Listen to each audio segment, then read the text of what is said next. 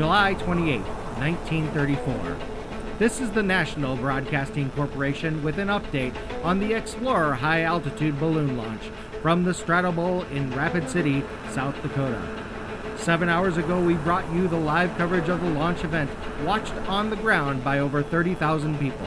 Our experts for the National Geographic Society say the balloon should be nearly reaching its record-setting goal altitude.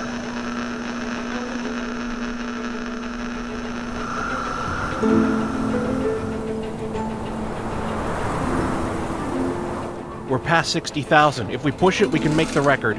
Will, we've got a problem. What kind of problem? Altitude's dropping. What's happening? We've got turrets forming in the bottom of the envelope. We need to ready our parachutes if we don't want to end up like the Russians. I'll start getting the equipment ready. We have to save as much of this data as we can. Just make sure you leave enough time for us to save ourselves too, Al. Then help me get these film canisters unloaded. We were so close, so close.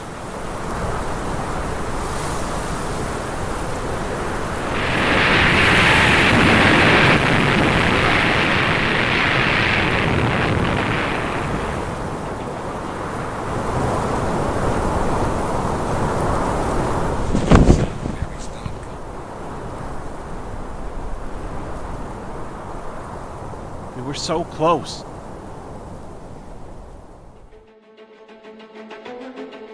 On this episode, casualties mount in the early space race as the United States and other nations struggle to regain the record for highest altitude reached from the fledgling Soviet Union. But the US finds a secret weapon, a canyon in the Black Hills of South Dakota, and then the Empire of the Rising Sun attempts to rain fire and death from above on the Sioux Empire.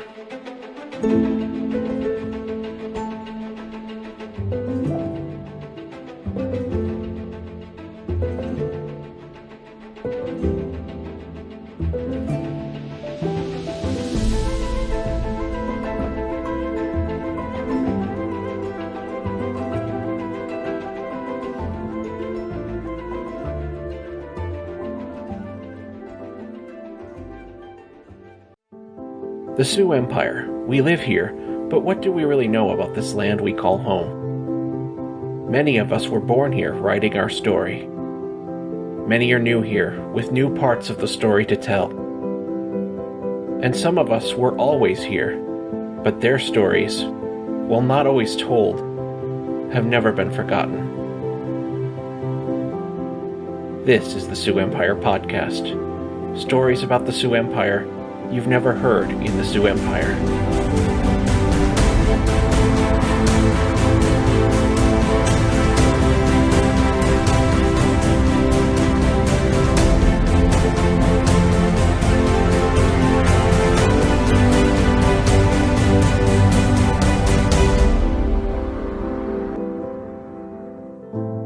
Before we get started, a little business this month. If you like the podcast, please tell your friends and family about this podcast. If you really like us, consider supporting us on Patreon and getting access to sweet behind-the-scenes show notes, photos, and more. Patrons like Kristen I. and Anchor supporter Deb M. help make this podcast possible. Thank you.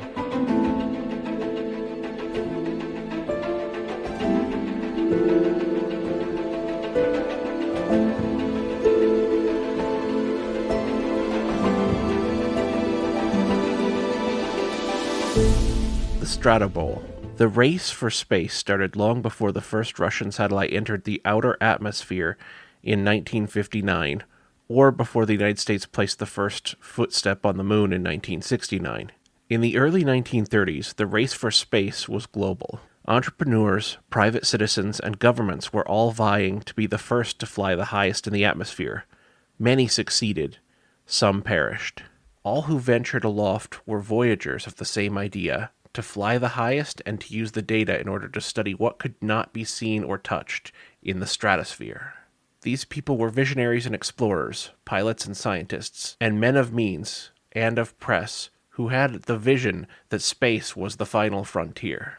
Gas ballooning to the atmosphere was always a dream for many early aeronauts. On July 18, 1803, French physicist Init Gaspard Robertson and music teacher Laheste launched their gas balloon in Hamburg, Germany to 23,900 feet, or 7,285 meters. In 1939, English aeronaut Charles Green and astronomer Spencer Rush rose to 25,918 feet. On September 5, 1862, English aeronaut Henry Tracy Coxwell and English meteorologist Dr. James Glaisher rose to 39,000 feet before losing consciousness due to low air pressure and cold temperatures of minus 11 degrees Celsius or 12 degrees Fahrenheit. Dr. Glaisher became insensible due to the lack of oxygen during the flight, and Mr. Coxwell was unable to use his frostbitten hands to open the gas valve, which he then had to use his teeth to open in order to descend, although rapidly, back to Earth. In April of 1875, Frenchmen Gaston Trissadier and Joseph Corse Spinelli and Theodore Civil reached 28,215 feet. Both of his companions died from breathing the thin air. Tassender survived, but became deaf. On March 9, 1927, Captain Hawthorne C. Gray of the U.S. Army Air Corps ventured aloft in his 7,000 cubic foot single-ply rubberized single envelope. He set the first U.S. altitude record at 29,000 feet on the first of his 3 flights into the stratosphere. On May 4, 1927, he attempted the altitude of 42,470 feet on his second flight, but this was not officially recorded since he had to parachute from his gondola to save himself. On November 27, 1927, Captain Gray's third attempt into the atmosphere gave him the opportunity to test high-altitude clothing, oxygen systems, and instruments, as well as set a new record. He reached 42,000 feet again, but then ran out of oxygen on the descent. He arrived on the ground with his balloon, but he was dead. It was the last high-altitude flight in an open basket. This led to the enclosed gondola introduced by leading cosmic ray investigator Swiss Professor Auguste Piccard. Professor Piccard designed a gondola sphere that weighed around 300 pounds and was 82 inches in diameter. The gondola was built to keep 2 people alive for up to 10 hours at 40,000 feet. The apparatus was designed to release pure oxygen into the cabin while scrubbing and recirculating cabin air by filtering it through alkali. This was fashioned after a German invention. Professor Piccard also solved the problem of the oxygen leaking while expanding during descent. He surmised an envelope 5 times larger, which would allow the expanding gases to remain inside the envelope as it reached the stratosphere. This would then allow 2 aeronauts to return safely to Earth as the gas cooled at night. He then built a 500,000 cubic foot hydrogen-filled envelope. This envelope allowed the lifting gases to remain inside the balloon envelope as it expanded, giving the balloon enough buoyancy to safely return to Earth as the gas cooled at night. On May 27, 1931, the Swiss professor flew his pressurized capsule and the 494,400 cubic foot envelope from Augsburg, Germany, and reached a world record altitude of 51,783 feet. Unfortunately, their balloon landed on a glacier where it was left for nearly a year. In 1932, Professor Auguste Piccard and Max Kosnius reached 53,152 feet into the stratosphere. Now the race for space began to heat up as each country had a viable vehicle to travel to the stars. Yes, it was still a risk, but the success ratio was much higher now with the invention of the enclosed gondola.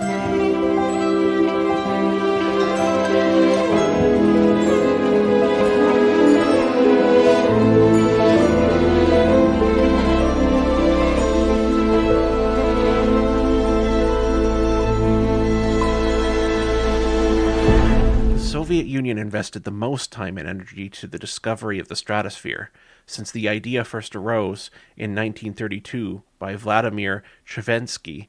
On September 24, 1933, the Soviet Union, inspired by Professor Piccard's success, and under the command of Gregory Pokolov, widely publicized the maiden flight of the USSR-1, which ended in failure. First, the bottom of the envelope twisted itself with ropes during inflation. A volunteer untied the knots, and the balloon was cleared for launch. However, it failed to lift due to the moisture buildup in the foggy weather. On September 30th, 1933, the Soviet Union launched USSR-1 once again. This was the largest balloon built to date, with 860,000 cubic feet. A 3-man crew reached an unofficial record of 62,336 feet. Later that same day, the Oskalefhem-1 was being prepared for launch. However, strong winds at the time of the launch canceled the second balloon launch, which was rescheduled for January of that year. On November 20th, 1933, the U.S. team flew the Century of Progress, which was a 60,000 cubic foot hydrogen-filled balloon built by the Goodyear Company to an altitude of 61,237 feet. Rumor was that Joseph Stalin was apparently very irked by this achievement and allegedly would order 3 Soviet balloonists into the air and to their deaths in an attempt to break the American-held record. And on January 30th, 1934, a Soviet Union 3-man team launched their balloon, the Oskalefhem-1, and attained an altitude of 72,200 feet, beating all the high-altitude records. Unfortunately, the balloon lost buoyancy during its descent and plunged into an uncontrollable fall and disintegrated into the lower atmosphere. The 3 crew members, probably incapacitated by the high G-forces produced by the rapidly rotating gondola, failed to parachute to safety and were killed when the capsule impacted with the Earth. In May of 1934, USSR-2, with a 984,000 cubic foot envelope, was designed for a 2-man team. The envelope was changed to a parachute-grade silk. On September 4th and 5th of 1934, the filling of the hydrogen into the silk fabric caused a spark and an explosion, and a fire commenced. No fatalities resulted from the event, but it would shelve the project indefinitely for this type of fabric. In 1935, the USSR-1 BIZ was built to replace the failed flight of Oskalefhem-1 because the lines failed at the altitude where parachuting to safety was not feasible. The gondola was engineered to have more stringent safety precautions. The designers focused on assuring crew survival above 26,000 feet. USSR-1 was refitted with a new suspension with a quick-release latch that enabled instant separation of the gondola from the envelope, and a large parachute capable of stabilizing the fall at safe speeds. This upgraded aircraft was renamed the USSR-1 BIZ, with military flight commander Christian Vili and co-pilot Yuri Polinsky and science officer Professor Alex Vertigo. The balloon launched on June 26, 1935, and flew to an altitude of 52,493 feet. A faulty valve produced an unexpected descent. When the vertical speed passed the safety limits, producing the likelihood of a crash similar to the one of the previous balloon, ballast was jettisoned in order to slow the rate of descent. In the end, the commander ordered the other 2 pilots to parachute to safety, and he stayed on board to lighten the load and brought the balloon to a soft and safe landing. The next development by the Russian team was the USSR-3, which had an envelope of 515,000 cubic feet. By now, it was noted that weather played a significant part in the time of launch. Because the lines were tangling with the balloon envelope prior to launch, the designers implemented a double launch sequence. The first test pilot was killed, and it was later discovered that this would be a traditional problem with the subsequent balloon flights. On September 18, 1937, a newly redesigned USSR-3 would be launched. However, it would meet the same fate. Plagued with line entanglement issues, the ground team failed to release the balloon from the safety net. 2 cloudhopper balloonists rose on the lines to untangle the net, and at 3,937 feet, the valve opened up once again, causing the balloon to crash into the woods nearby. The 3-man crew survived with serious injuries. It came as a surprise after Prokofiev was planning on future record flights for May of 1939 that he instead fatally shot himself.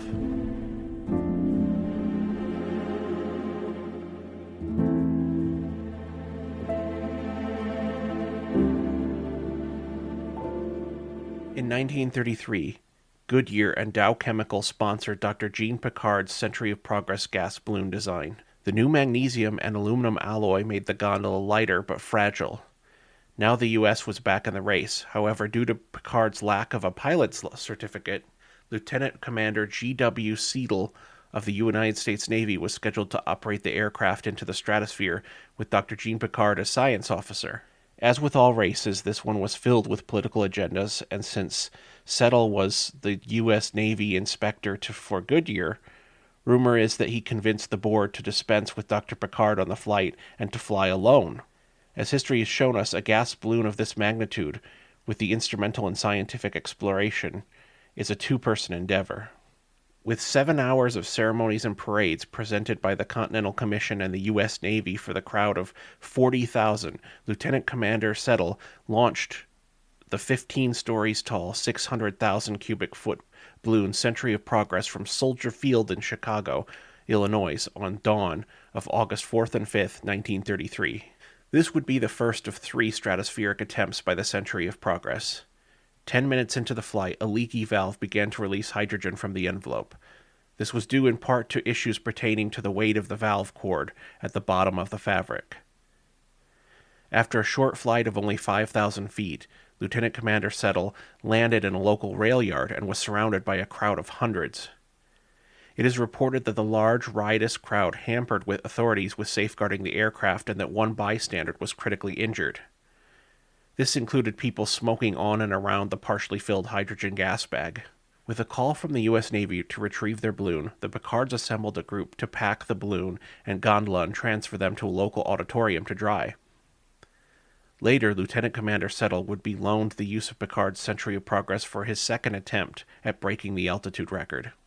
On November 20th, 1933, Lieutenant Commander Settle from the U.S. Navy and Major Chester Fournoy from the U.S. Marine Corps flew the Century of Progress to an altitude of 61,237 feet. Headed once again by Dr. Jean Piccard, it carried 2 instruments to measure how gas conducted cosmic rays, a cosmic ray telescope, a polariscope to study the polarization of light at high altitudes, fruit flies to study genetic mutations for the United States Department of Agriculture, and an infrared camera to study the ozone layer.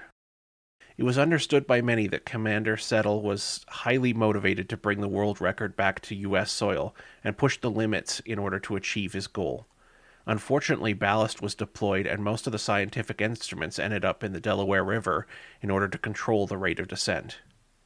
The Century of Progress once again returned to the Picards, who flew it a third time and a final voyage. On October 23, 1934, a crowd of 45,000 watched the Century of Progress take its third and final voyage out of Dearborn, Michigan, to the stratosphere with husband and wife team of Jean Piccard and Dr. Jeanette Piccard. Jeanette, who was the first licensed female NNA, National Aeronautics Association, balloon pilot in the United States. Since Jean Piccard was without his pilot certificate, Jeanette received training from Ed Hill and became the first woman to pilot into the stratosphere. Together they reached a height of 57,579 feet. After noticing that the oxygen failed to vaporize on descent after the cabin doors were opened from previous flights, Dr. Jean Piccard created a liquid oxygen converter. This oxygen system was used on World War II aircraft. He also developed frost-free windows for flight, which were later used by the United States Navy and the U.S. Air Force in the B-24 Liberator and the B-26 Marauder. Jean also discovered a use for blasting caps and TNT for releasing a balloon at launch and for remote release of external ballast from the inside of a sealed cabin. This was the first use of pyrotechnics from a remote-controlled actuating device in an aircraft, an unpopular, however revolutionary idea at the time. The instruments lost in the Delaware River were replaced so that scientific studies could be conducted, including studies of atmospheric physics in conjunction with cosmic rays by Dr. Robert Millikan. And so at long last, our story starts to involve South Dakota. Thank you for riding with me through that intro. On October 23, 1924, Captain Albert W. Stevens, a U.S. Army Air Corps photographer and discoverer, penned a 6-page proposal to his supporters during a trip to northern Brazil as part of the Alexander Hamilton Rice expedition. It was the first expedition to use aerial photography and shortwave radio for mapping. While under the directorship of Rice, the Institute for Geographic Exploration became a major center for science and photogrammetry, or map-making by aerial photography. Stevens wrote his proposal from a tent along the Rio Branco, near Bonavista, while surveying the Rio Negro as well as the Rio Branco. In his proposal, Stevens wrote that the United States Army Air Corps could be the first to attain the privilege of reaching the highest altitude to the stratosphere. The flight mission was to collect scientific data on composition of air, wind direction, velocity, temperature, pressure, cosmic rays, solar spectrum, and the effects of altitude on radio transmissions. And the U.S. Army Air Corps agreed, but refused to fund the project. Who would be able to fund such a mission? So in response, Captain Stevens contacted the National Geographic Society and requested that if they could fund the balloon, gondola, instruments, and fuel, the U.S. Army Air Corps would provide the manpower. They in turn agreed, and so the NGS teamed up with the USAAC and began the journey. But the journey was not for the lighthearted, and it was a dangerous mission. Major William Kepner and Captain Orville Anderson, experienced balloonists, were in charge of locating a suitable launch site. According to Kepner, an ideal site would be a crater or canyon, a clear, grassy valley encircled with rocky ridges high enough to shield the balloon from any and all wind. Ideally, the launch site would have access to high-voltage electric line, road, and rail access, and, of course, a trout stream. Kepner and Anderson eventually located their dream canyon near Rapid City, South Dakota. City officials, fascinated by the expected publicity of the campaign, agreed to build a road and an electric line. Anderson directed construction of a temporary village housing over 100 people with the help of the South Dakota National Guard and the Army's 4th Cavalry Regiment. The central pad, 200 feet in diameter, was cushioned with sawdust to protect the fabric of the balloon as it was spread out on the ground prior to inflation. The first flight out of the Strata Bowl was a small gas balloon test flight by Kepner and Anderson on July 7, 1934. Explorer lifted off at 6:45 a.m. July 26, 1934, in an event that was broadcast over the radio and watched by 30,000 spectators on the site. After 7 hours in flight, the pilots noticed holes in the bottom of their torn gas bag, and quickly losing gas, the balloon plunged into an uncontrollable dive. This gas bag disintegrated as the balloon picked up vertical speed. At 5,000 feet, the remaining hydrogen exploded, sending the gondola into a free fall. According to Ryan, the pilots managed to bail out after the explosion. Kepner had bailed out at an altitude of barely 500 feet, according to Schuyler, who bailed out before the explosion. Explorer 1 crashed, destroying most of the remaining equipment on board, though some equipment had been parachuted to safety in order to save the data from space. While Major William Kepner, Captain Orville Anderson, and Captain Albert Stevens parachuted to safety. It would later be determined that the Explorer missed the world record by 624 feet that day. An extensive inquiry was conducted after the crash of Explorer 1 to determine what was needed for a successful mission on the next balloon. It was concluded that the balloon envelope needed to be larger, and that the gas needed to be non-combustible. The porthole of the gondola needed to be larger, and the payload needed to be lighter. The accident was linked to folds in the balloon's fabric that were put under extreme pressure as the balloon expanded in the stratosphere. So an additional 700,000 cubic feet was added to the already 3 million cubic feet of balloon on Explorer 2. Helium was traded for hydrogen, and instead of a 3-man crew, Captain Orville Anderson and Albert Stevens were awarded positions of pilot and science officer, while Captain Randolph Williams would be assigned to ground operations. On July 11, 1935, the new improved Explorer 2 was ready for flight after the night of inflating helium into the 3,700,000 cubic foot balloon. Unfortunately, a seam pulled apart and the flight was aborted. Over the next several months, repairs were made, and climatological data from the expected flight region determined that the next attempt for a balloon launch should be in October. However, the weather window was not open until November 11, 1935, in which the world altitude record of 72,395 feet was achieved. Space was finally conquered by Stevens and Anderson in this last mission to the stars. From the Explorer mission, the first photograph of the stratosphere was taken almost 14 miles above the Earth's surface. The flight mission collected scientific data on the composition of the air, wind direction, velocity, temperature, pressure, cosmic rays, solar spectrum, and the effects of altitude on radio transmissions.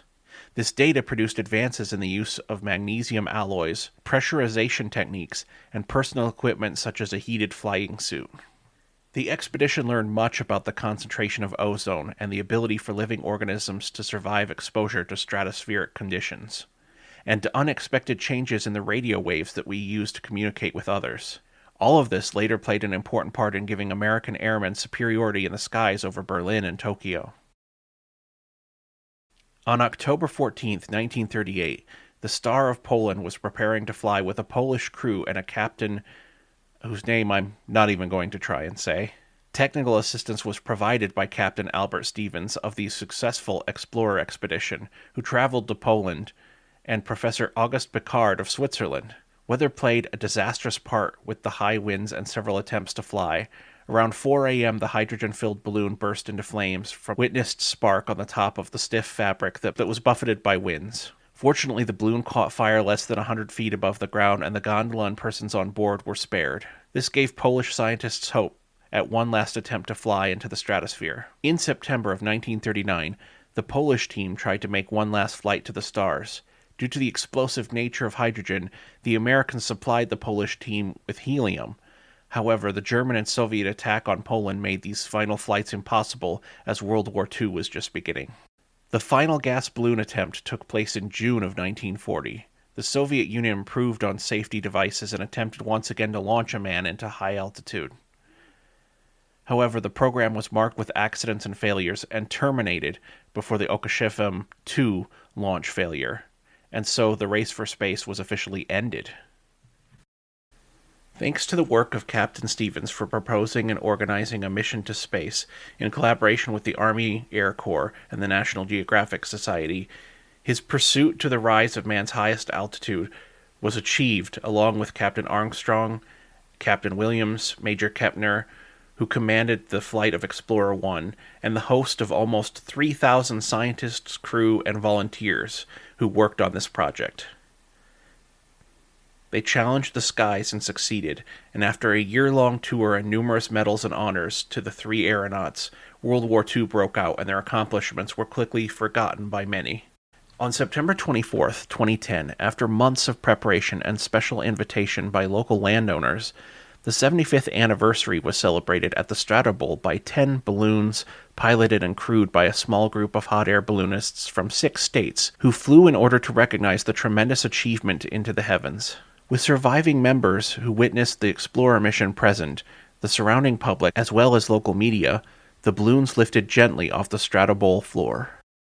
We were honored to fly from this historic site, which to some was a great accomplishment, to others a chance to be a part of history, and to me, a chance to feel closer to a grandfather I never met, a grandfather who stood in the Strata Bowl, helping with the inflation of Explorer 1 and Explorer 2, felt the lead pellets as they cascaded from the balloon and rose into the dawn sky, and who also became a part of history himself. We take the time now to honor the Explorer expedition of 1935 and their strength and accomplishment on November 11th, 2010, on this, their 75th anniversary. Thanks to all who made my dream come true.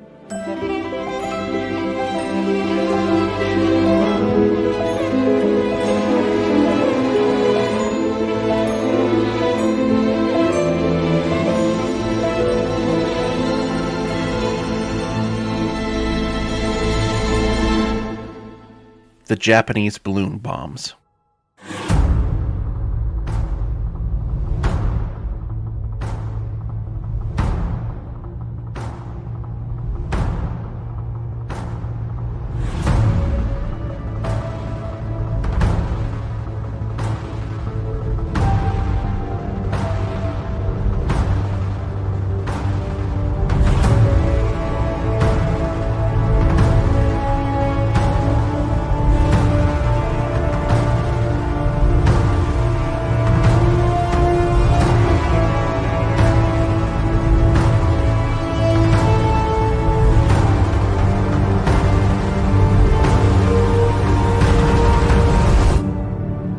In late 1944, reports of mysterious slow-moving flying objects began cropping up across the Pacific Northwest in the United States. The sightings were often followed by a whistling sound or unexplained explosions. It puzzled local authorities, who initially feared that the Japanese aircraft were somehow reaching the United States and dropping bombs with parachutes. As to why the Japanese would be targeting random forests, it was not known. It is not until one of these unusual objects came crashing down intact that the U.S. military finally understood what they were up against. The device was a new kind of weapon, sent all the way from Japan.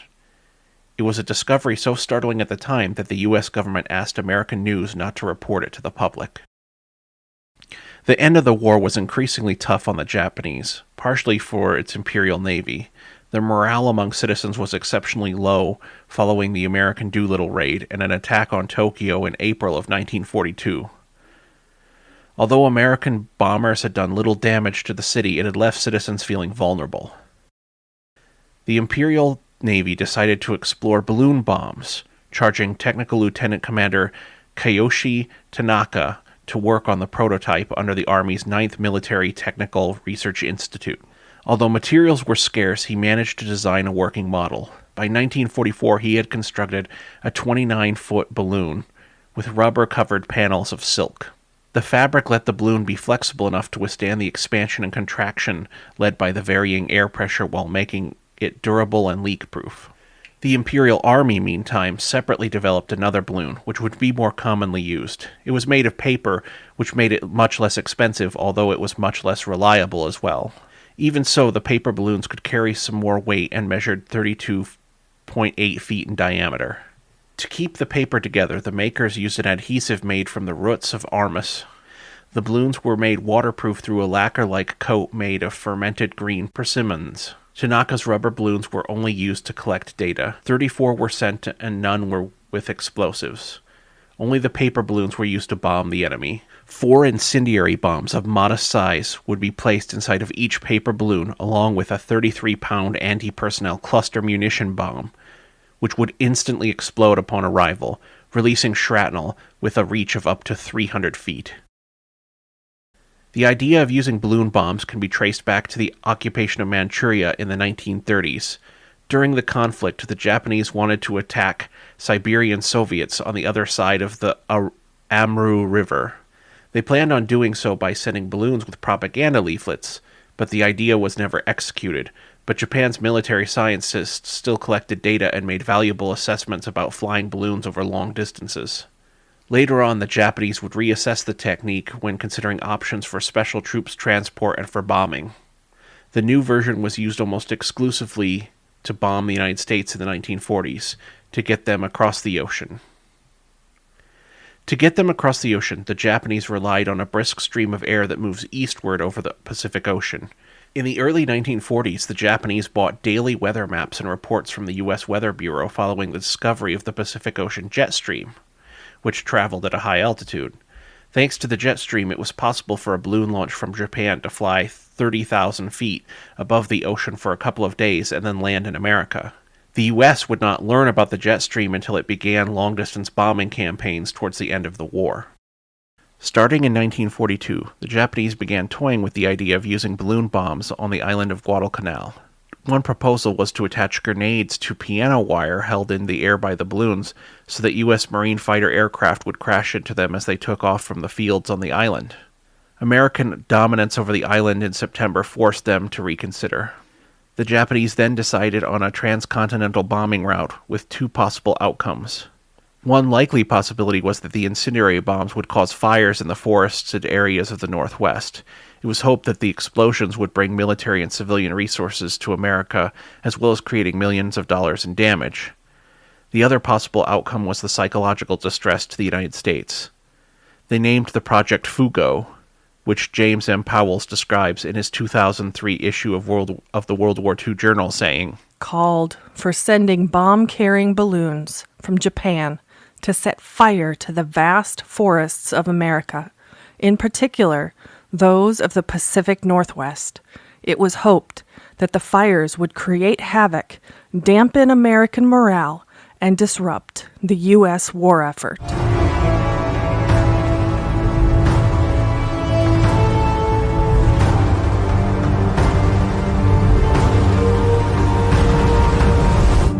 Paper balloons also carried sensors and triggering devices and other mechanisms to ensure that the detonations would only take place on the American continent. On November 3, 1944, the Japanese sent the first 6,000 balloon bombs across the ocean.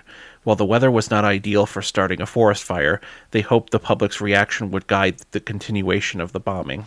The Japanese hoped that panic would demoralize the citizens in the United States while inspiring their own soldiers. Estimates from expert historians and geographers have concluded that it took anywhere from 30 to 60 hours for a balloon bomb to travel from Japan to the West Coast. One of the main downsides to this contraption was the lack of any certainty over the speed and the target by the variation in the atmospheric conditions. Geosciences expert Dave Tawesky from Hamilton College in New York expressed that an awful lot of this was just put them up there and see what happens. On the other hand, this provided apparent benefit for the Japanese who were keeping their soldiers out of harm's way. When the balloons started raining on America, those who encountered the explosions had no clue where they'd come from. Through forensic geology, the American military was able to identify Japan as the culprit.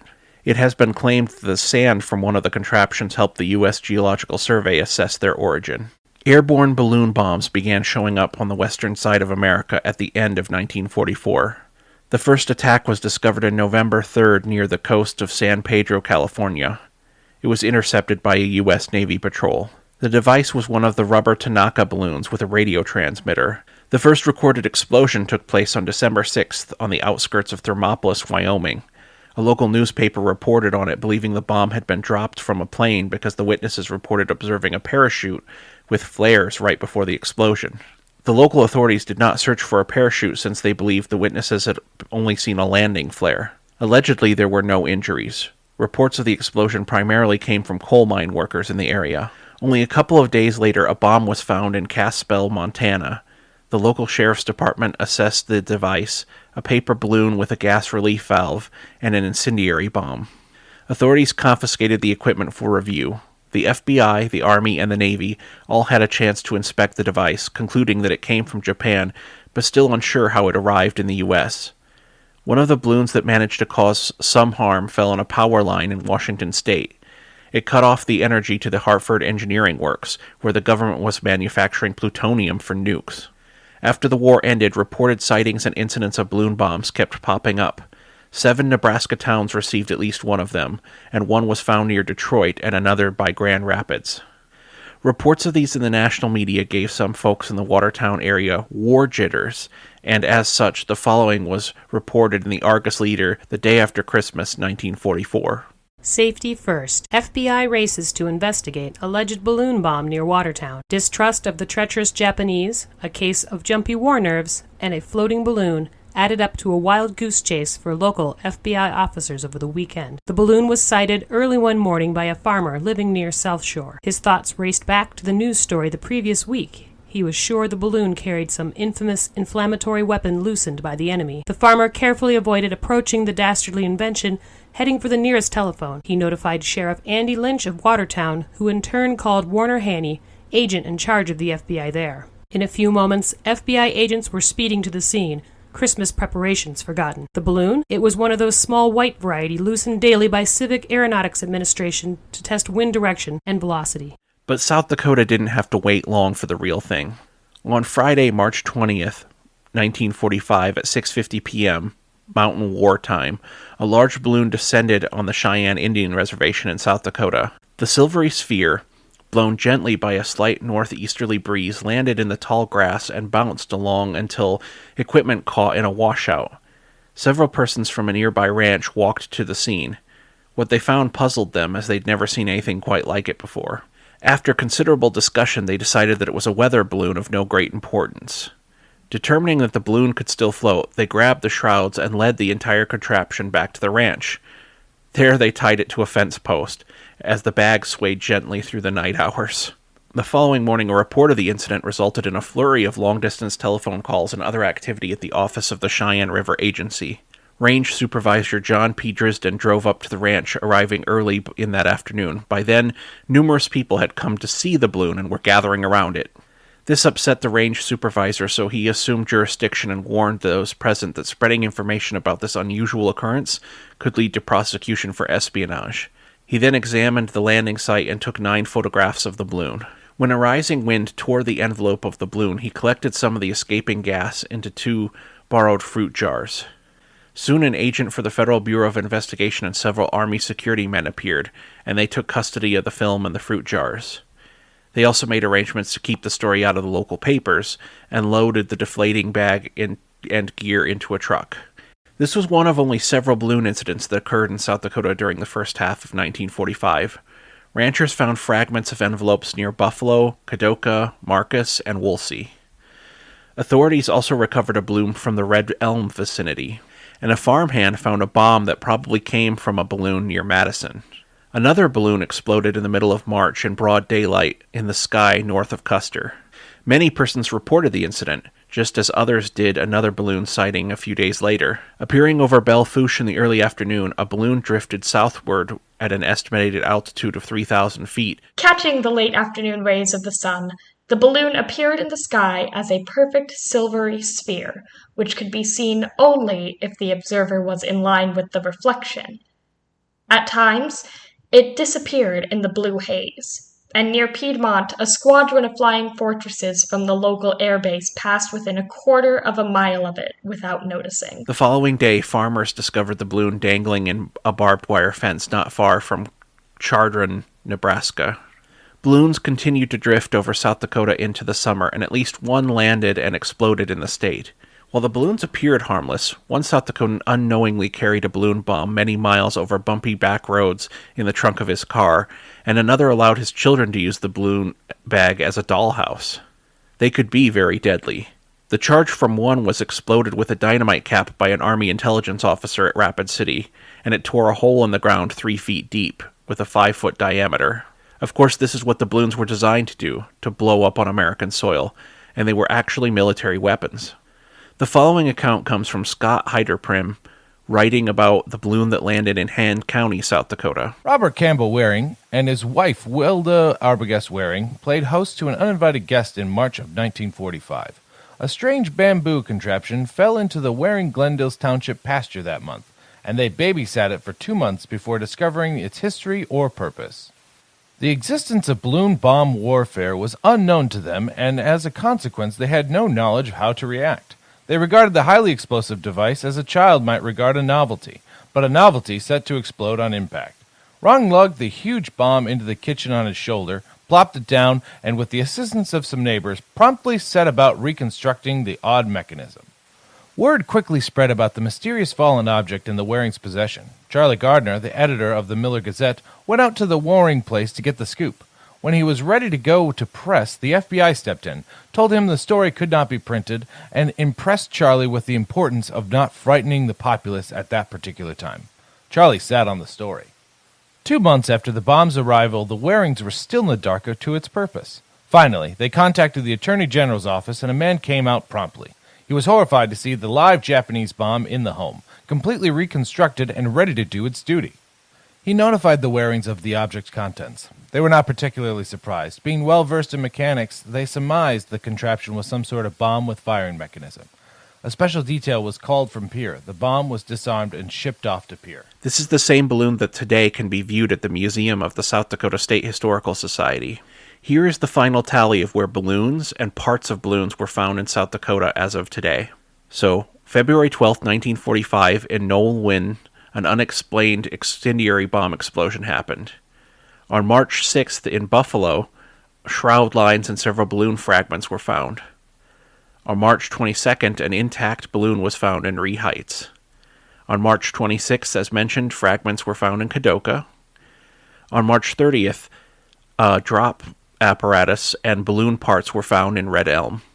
Just a day later, on March 31st, a bomb from a balloon was found in Marcus. On April 13th, a large balloon fragment was found in Woolsey. That's 10 minutes away from where I grew up. I feel attacked now. On March 26th, an unexpected 5-kilogram incendiary bomb was found in Madison. The whole business was very weird and had overtones of science fiction to many of the people involved. In fact, it was not until April 30th of 1945, close to 6 months after the first balloons reached American shores, that the FBI in Sioux Falls confidentially informed law enforcement officers in South Dakota that the balloons were part of, quote, purely military operation, and that all jurisdiction had been transferred to the War Department. Back in January of 1945, South Dakota newspaper editors, at the request of the Army and Navy, attended a confidential conference in Denver. There, Brigadier General P.X. English and Colonel Robert W. Reed either wittingly or unwittingly lied to the press in order to justify censorship. At a time when there had been relatively few landings and sightings, the officers stated that vast numbers of balloons had reached the western portions of the United States. Far from admitting the purpose of the balloons remained unknown, they boldly declared that they were, quote, known to be scientific experiments for something infinitely bigger.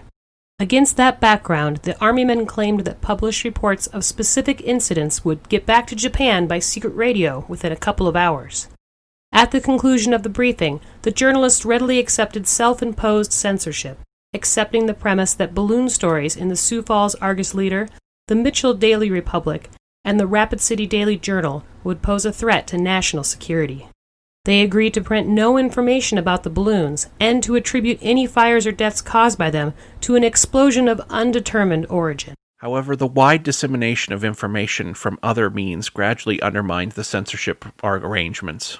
In May, after a pastor's wife and 5 children attending a church picnic were killed in an Oregon forest when the balloon bomb they found exploded, the government made the decision to inform the general population in the affected areas about the danger. Governor M.Q. Sharp of South Dakota issued Order No. 19 to all state employees, asking them to publicize the contents of the classified federal document, Japanese Balloon Information Bulletin No. 1, which described the balloons, speculated about their purpose, and told how to report incidents to local authorities. The governor suggested that state workers contact and request the help of sheriffs, state's attorneys, county agents, Social Security employees, American legionaries, veterans of foreign wars, patriotic organizations, Boy and Girl Scout troops, and the 4-H clubs. However, he warned that anyone who told the news media about this would be in violation of the Espionage Act.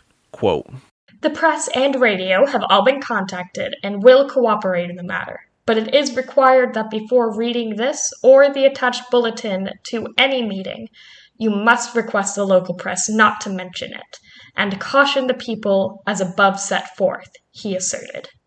What we wish to do is to spread this information by a word-of-mouth campaign among our people as rapidly as possible, and have them cooperate in keeping any of the information from reaching the enemy. Under the circumstances, press censorship appeared increasingly unnecessary. Presumably spies, unlike journalists, could hear the contents of the classified balloon bulletin. Major Charles D. Frenson, Jr., the intelligence officer responsible for the balloon cases in South Dakota, commented in May of 1945 telephone conversation that, quote, some newspaper men are getting a little more resentful now, and I don't blame them. He supported continued censorship of balloon landings and sightings, contending it is highly desirable for nothing to get in the papers about them, otherwise it could be known. False rumors and strange things go on. However, higher authorities believed that the time had come to modify the policy. On the 22nd of May, the War Department issued a general press release about the balloon threat, accompanied by a confidential covering memo requesting that the press and radio refrain from reporting on specific incidents. Many editors declined to publish the general account, even though the Japanese propaganda broadcasts reported the contents. In South Dakota, nothing about the balloons appeared in newspapers until after the war.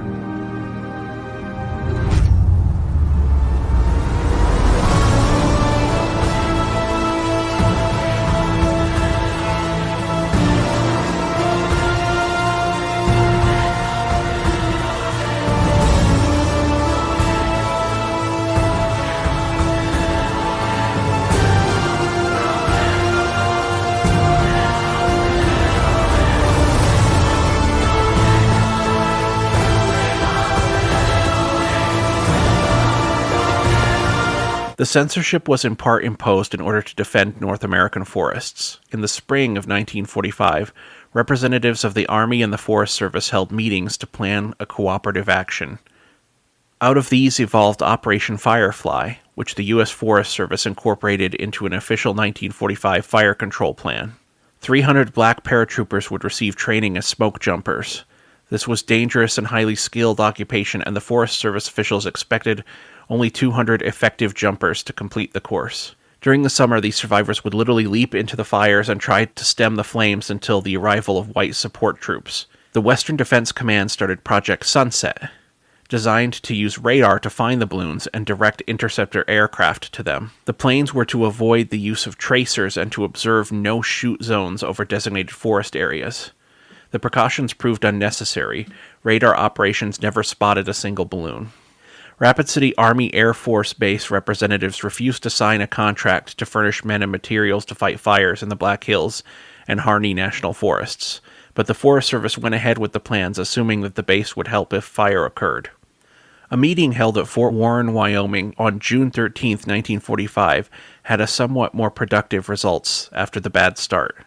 The officers presented claims that training and rotation requirements prevented them from committing vast numbers of soldiers to combat any blazes, let alone those caused by armed balloons. Indeed, they expressed concern about sending troops into wooded areas to possibly perish by booby traps dropped from the balloons.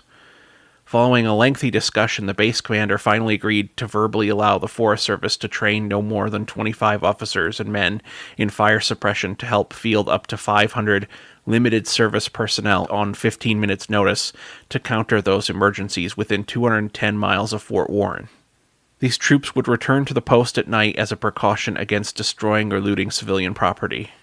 The number of men agreed upon was far short of the thousands needed to battle a major fire, but fortunately, in 1945, no serious conflagrations swept South Dakota's woodlands. In the years that followed, they kept being randomly found.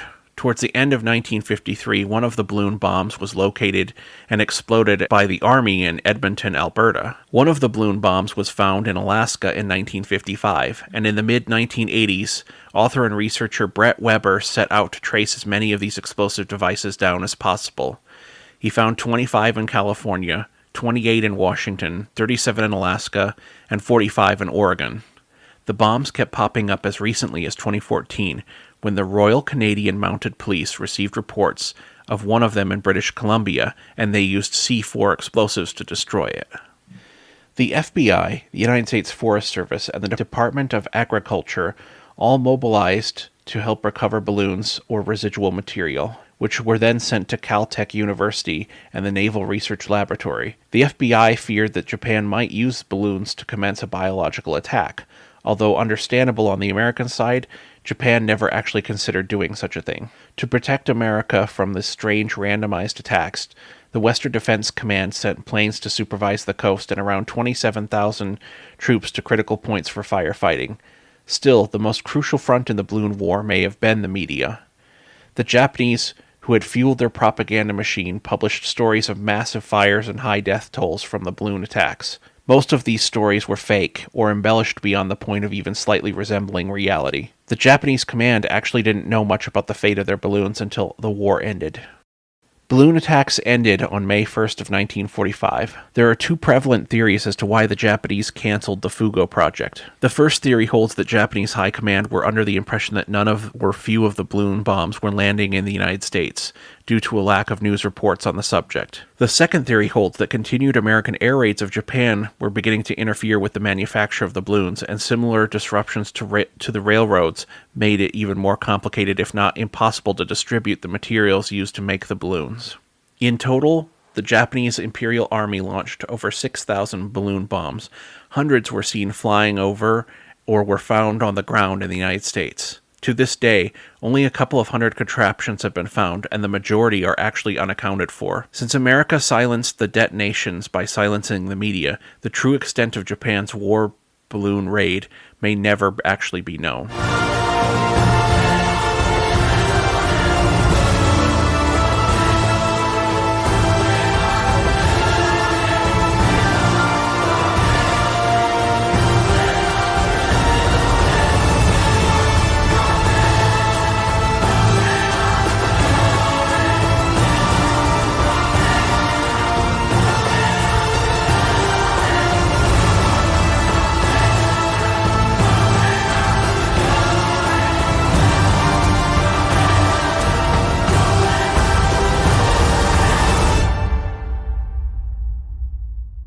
So I really hope you enjoyed this episode. If you want to do your own research or dig deeper into the sources that we used for this episode, the full work cited for each episode is available to Patreon supporters of the show.